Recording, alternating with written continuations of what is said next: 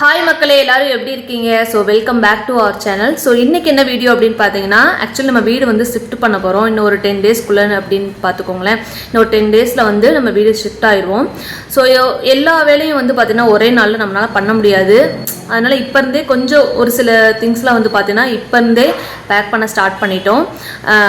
So ஒரு சில விஷயங்கள் பேக் பண்ணியிருக்கேன், ஒரு சில விஷயங்கள் ஆர்டர் பண்ண விஷயங்களும் வந்து வந்திருக்கு. ஸோ வீடியோ ஸ்கிப் பண்ணாமல் பாருங்கள். கண்டிப்பாக என்டர்டெயின்மெண்ட்டாக தான் கொண்டு போயிருக்கேன். நிறைய பேர் வந்து பார்த்திங்கன்னா நம்மளுடைய சேனலை சப்ஸ்கிரைப் பண்ணாமல் பார்த்துருக்குங்க. ஸோ ப்ளீஸ் சப்ஸ்கிரைப் பண்ணிவிட்டு பாருங்கள். வாங்க வீடியோக்குள்ளே போகலாம். ஸோ வீட்டை காலி பண்ணலாம் அப்படின்னு முடிவெடுத்து ஃபஸ்ட்டு நான் பண்ண வேலையே வந்து பார்த்திங்கன்னா, என்னோடய பீரோ துணியை ஃபஸ்ட்டு வந்து ரெடி பண்ணிடணும். அதாவது பீரோ விட்டு எடுத்து நம்ம அடுக்கி வச்சிடணும் அப்படின்னு தான், பேக் பண்ணிடணும் அப்படின்னு தான்.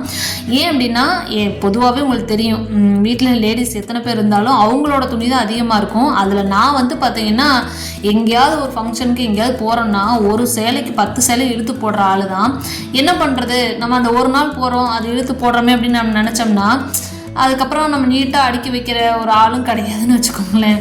அப்பப்போ தேவைன்னா அடுக்கி வச்சுக்குவேன், தேவையில்லைன்னா அப்படி கிடக்கட்டுன்னு விடுறது தான். ஆனால் கொஞ்சம் மேக்ஸிமம் எப்பயுமே வந்து நீட்டாக வச்சுக்குவேன் தான்.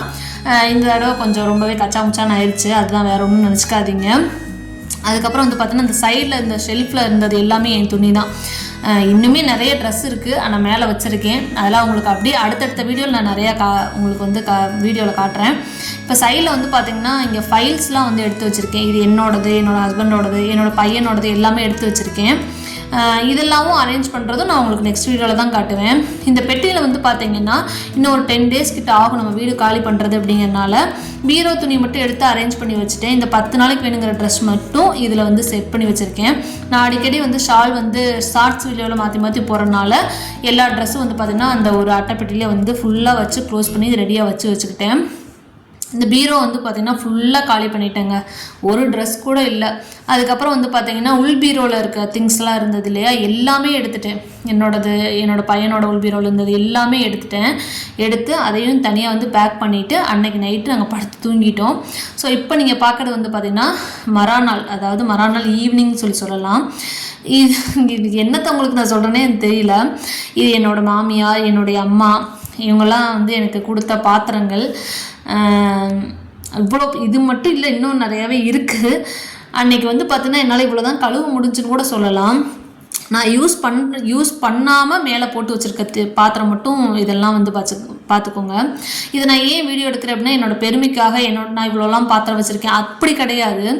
நான் என்ன சொல்ல வரேன்னா, ஒரு வீடு நம்ம காலி, இப்போ சொந்த வீட்டில் இருந்துட்டால் தெரியாது, நம்ம இப்போ வந்து இப்படி வீடு மாற்றிட்டு இருக்க ஒரு பர்சனாக இருந்தோம்னா இந்த மாதிரி பாத்திரங்கள்லாம் வந்து எப்பயுமே ஒரு வீடு விட்டு இன்னொரு வீடு காலி பண்ணும்போது இதெல்லாம் கழுவி அதுக்கப்புறம் வேறு ஒரு பாக்ஸை ரெடி பண்ணி அதில் போட்டு வச்சு அதெல்லாம் ரொம்ப கஷ்டம். இனினாலும் வந்து பார்த்திங்கன்னா தேவைக்கு என்ன வேணுமோ அந்த பாத்திரம் மட்டும் வாங்கிக்கிறது ரொம்ப ரொம்ப நல்லது. நான் என்னோடய மாமியார்ட்டையும் சரி என்னோடய அம்மாட்டையும் சரி நான் விருப்பப்பட்டு கேட்டு தான் அவங்க எனக்கு இதெல்லாம் கொடுத்தாங்க.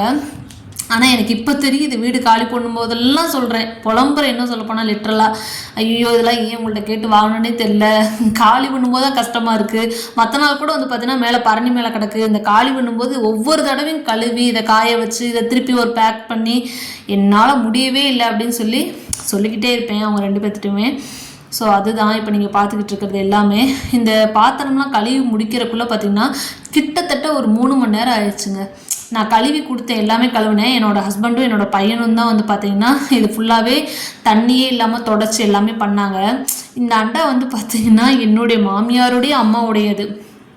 அவங்களுடைய பாத்திரம் வந்து நாங்கள் வழியாக வந்து யூஸ் பண்ணிக்கிட்டு இருக்கிறோம். அதுக்காக தான் இதை காட்டினேன், வேற ஒன்றும் இல்லை.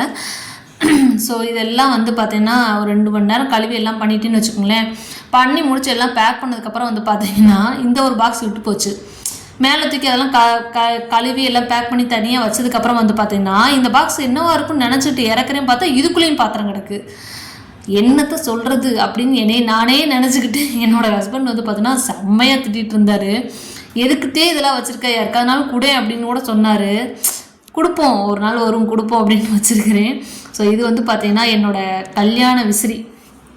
எனக்கு வந்து கல்யாணம் போய் 13 வருஷம் ஆயிடுச்சு. ஸோ இந்த விசிறிலாம் வந்து பார்த்திங்கன்னா ரொம்ப சோதனைப்படுத்தி வச்சுருக்கேன், ஒரு ஆசைக்குன்னு வச்சுக்கோங்களேன், அதுக்காக தான் வச்சுருக்கேன். ஸோ அதெல்லாம் கழுவி முடிச்சுட்டு நைட்டு வந்து பார்த்திங்கன்னா செம்ம டயர்டாகிடுச்சு. போய் படுக்கலைன்னா அவ்வளோதான், நாள் காலின்னு வச்சுக்கோங்களேன். அதனால் போய் படுத்தாச்சு. இப்போ நீங்கள் பார்க்குறது வந்து பார்த்திங்கன்னா மறுநாள் மார்னிங் நம்மளுக்கு ஒரு பார்சல் வந்துருந்தது. என்னன்னு காட்டுறேன் பாருங்கள். இவ்வளோ திங்ஸ் இருந்து எதுக்குமா பார்சல் போட்டேன்னு நீங்கள் கேட்டுறாதீங்க, இருந்தாலும் நான் உங்களுக்கு வந்து சொல்கிறேன். இப்போ நான் போகிற வீடு, இப்போ நான் இருக்கிற வீடு வந்து பார்த்திங்கன்னா வீட்டில் ஷெல்ஃப்லாம் வந்து பார்த்திங்கன்னா கொஞ்சம் அகலமாக பெரிய பெரிய ஷெல்ஃப்லாம் இருக்கும், நிறையா இருக்கும் ஷெல்ஃபும்.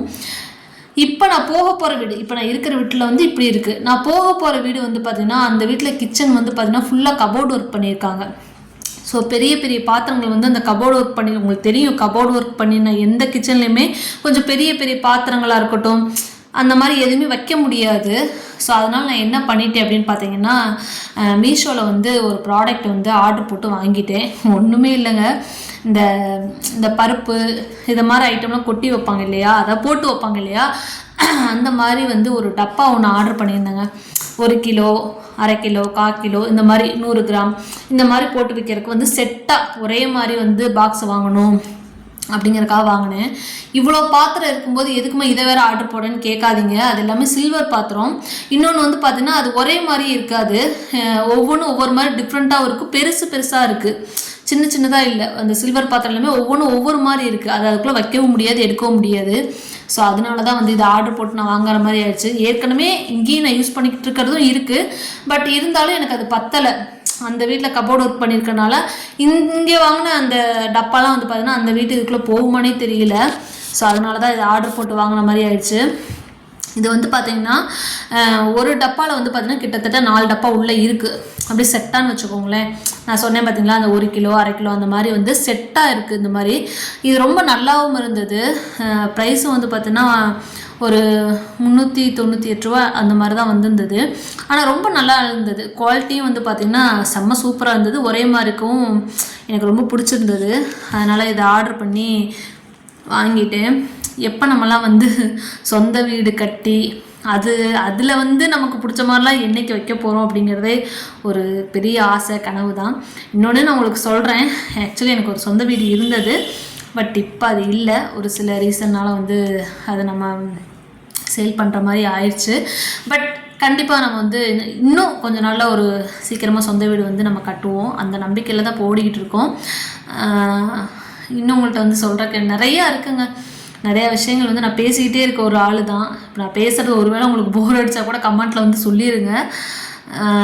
இப்போ நீங்கள் பார்த்துட்ருக்க இந்த திங்ஸ்லாம் வந்து பார்த்தீங்கன்னா ஒவ்வொரு வீடு போகும்போதெல்லாம் வாங்குவேனான்னு கேட்டிங்கன்னா அந்த மாதிரி ஒரு ஆளும் கிடையாது. ஏதோ இந்த வீட்டில் கபோர்டு ஒர்க் பண்ணியிருக்கு, அதான் மேட்ரு. இப்போ இன்னொரு விஷயம் வந்து பார்த்திங்கன்னா கபோர்டு ஒர்க் பண்ணல நம்ம எவ்வளோ பெரிய பாத்திரம் வச்சாலும் ஓகே தான். இது கபோர்டு ஒர்க் பண்ணனால வேறு வழியே இல்லாமல் இந்த வாங்கினேன்னு கூட சொல்லலாம். இதுதான் செட்டாக இருக்கும், இந்த மாதிரி தான் இருக்கும். இந்த மாதிரி வாங்கிக்கிட்டோம் அப்படின்னா பார்க்கவும் நல்லாயிருக்கும், யூஸ் பண்ணுறக்கும் செம்மையாக இருக்கும். அதுக்காக தான் இதை வந்து நான் உங்களுக்கு வீடியோ எடுத்து போடுறேன். இதுக்கு இடையிலே வந்து பார்த்திங்கன்னா ஐஸ்கிரீம், எனக்கு இந்த சாக்கோபார்னால் ரொம்ப பிடிக்கும்.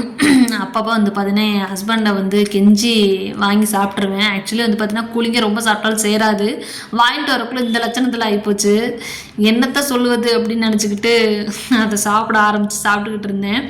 சாப்பிட்டு முடிச்சுட்டு வந்து பார்த்திங்கன்னா ஏசியில் என்னன்னே தெரியலங்க, ஒரு 3-4 நாளாகவே ஏசி வந்து 16 வச்சாலும் சுத்தமாகவே வந்து அந்த கூலிங்கே எல்லாமே இருந்தது. சரி நம்மளும் வந்து என்ன இதுன்னு பார்ப்போம் அப்படின்னு பார்க்க ஆரம்பித்தா அந்த ஏசியோட ஃபில்ட்ரு இருக்குது இல்லைங்களா, அது ஃபுல்லாகவே செம்ம டஸ்ட்டுனா வந்து சும்மா சாதாரணமாக சொல்ல முடியாது, அவ்வளோ டஸ்ட்டு. நான் ஒரு 10 டேஸ்க்கு ஒருக்கா வந்து பார்த்தீங்கன்னா எப்பயுமே க்ளீன் பண்ணிடுவேங்க. டு பி ஹானஸ்ட்டாக சொல்கிறேன், எப்பயுமே க்ளீன் பண்ணிடுவேன். என்னன்னே தெரியல, இந்த வீடு காலி பண்ணுற விஷயமா அலைஞ்சிக்கிட்டே இருந்ததும் சரி, இப்போ காலி பண்ணலான்னு முடிவெடுத்ததுக்கப்புறம் ஒவ்வொன்றா அரேஞ்ச் பண்ணிக்கிட்டே வரதுனால ஒரு கிட்டத்தட்ட ஒரு 20-22 நாளே இருக்கும் விட்டுட்டேன்னு வச்சுக்கோங்களேன். செம்ம டஸ்ட் ஆயிடுச்சு. இவ்வளோ டஸ்ட் ஆகும் நான் நினைக்கவே இல்லை. ஏன்னா ஒரு 10 டேஸ்க்கு ஒருக்காவே க்ளீன் பண்ணி பழக்கப்பட்டனால இவ்வளோ டஸ்ட்டை நானே என்னோடய ஃபில்டரில் பார்த்ததுலேன்னு கூட வச்சுக்கோங்களேன். அவ்வளோ டஸ்ட்டாக இருந்தது. ஸோ டைரெக்டாக போய் பைப்பில் காமிச்சு கழுவுனாலும் அது என்னமோ அது எனக்கு தெரியல, அது அந்தளவுக்கு நான் கழுவுனதும் இல்லை. ஃபஸ்ட்டு ப்ரஷ்ஷை வச்சு நல்லா க்ளீன் பண்ணிவிட்டு அதுக்கப்புறம் தான் வந்து பார்த்திங்கன்னா கழுவினேன். இதை கழுவிட்டு அதுக்கப்புறம் வந்து பார்த்தீங்கன்னா ஏசியில் வந்து ஃபிட் பண்ணிட்டேன். ஃபிட் பண்ணதுக்கப்புறம் வந்து பார்த்தீங்கன்னா கூலிங் அப்படி இருந்ததுங்க. லிட்ரலாக ஒரு 10 டேஸாக அடிக்கிற வெயில் உங்களுக்கே தெரியும். என்னதான் வச்சாலும் ஏன் கூலிங் வரலன்னு யோசிச்சுக்கிட்டே இருந்தேன் தவிர இந்த ஃபில்டரை கழுவ மறந்துட்டோங்கிறது மைண்ட்லேயே இல்லை. ஏன்னா அந்த அளவுக்கு இந்த 10 நாளாக வந்து பார்த்திங்கன்னா வேலை வேலை வேலைன்னு ஓடிக்கிட்டே இருக்கிறோம். வேலை மட்டும் தீரவே மாட்டேங்குது. அது ஏன்னு எனக்கும் ஒன்றும் புரியல. ஸோ ஏசியில் வந்து பார்த்திங்கன்னா ஃபிட் பண்ணதுக்கப்புறமும் செக் பண்ணி பார்த்தேன். ஃபஸ்ட்டு போடுறதுக்கு முன்னாடியே வந்து பார்த்திங்கன்னா இந்த மாதிரி கரெக்டாக செட் பண்ணியிருக்கோமா, நம்ம ஏதாவது தப்பாகவும் செட் பண்ணோம்னா ஏதாவது சிலனே வந்து பார்த்திங்கன்னா அது என்னென்னு எனக்கு தெரியல. எதுவும் உங்களுக்கு தெரிஞ்சால் சொல்லுங்கள், நான் கேட்குறதுக்கு உங்களுக்கு பதில் தெரிஞ்சால் சொல்லுங்கள். சம்டைம்ஸ் வந்து பார்த்திங்கன்னா ஏசிலேருந்து தண்ணி அப்படி தெரிக்கிற மாதிரி இருக்குது. அது உங்களுக்கு யாருக்காவது யூஸ் பண்ணிகிட்ருக்கீங்கன்னா சொல்லுங்கள். நாங்கள் இதுக்கும் வந்து பார்த்தீங்கன்னா இப்போ ரீசெண்டாக தான் வந்து பார்த்திங்கன்னா இந்த க்ளீன்லாம் பண்ணணும். ஆனாலும் அது அப்படி தான் இருக்குது, என்னன்னு தெரியல. ஸோ வீட்டில் வந்து பார்த்தீங்கன்னா எவ்வளோ திங்ஸ் எல்லாம் நம்ம வந்து செட் பண்ணி அரேஞ்ச் பண்ணி வச்சுருக்கோம்னா, இப்போ இங்கே பார்க்குறீங்க பார்த்தீங்கன்னா இந்த திங்ஸ் தான். இவ்வளோ தான் நாங்கள் ஒரு 10 நாளே எங்களால் அரேஞ்ச் பண்ண முடிஞ்சு. இப்போ நீங்கள் மேலே அலமாரியில் பார்க்குறது எதுவுமே நாங்கள் இன்னும் அது இறக்கவே இல்லை. 10 நாளில் எங்களால் இதுதான் பண்ண முடிஞ்சு.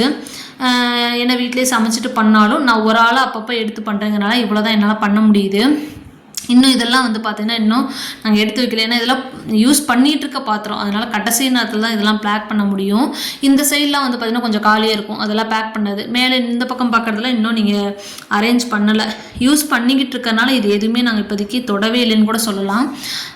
இந்த அளவுக்கு தான் இப்போ வீடு வந்து பார்த்திங்கன்னா கச்சா முச்சான்னு கிடக்குது. சரி காலி பண்ணுறதுனால கடந்தால் கிடக்கட்டும் அப்படின்னு சொல்லி விட்டுட்டேன். ஏன்னா எனக்கே என் வீட்டை பார்க்க கோரமாக மக்களே. ஸோ இந்த வீடியோ வந்து இதோட நம்ம முடிச்சுக்கலாம். ஸோ நெக்ஸ்ட் வீடியோவில் நான் கண்டிப்பாக எல்லாரையும் நான் மீட் பண்ணுறேன்.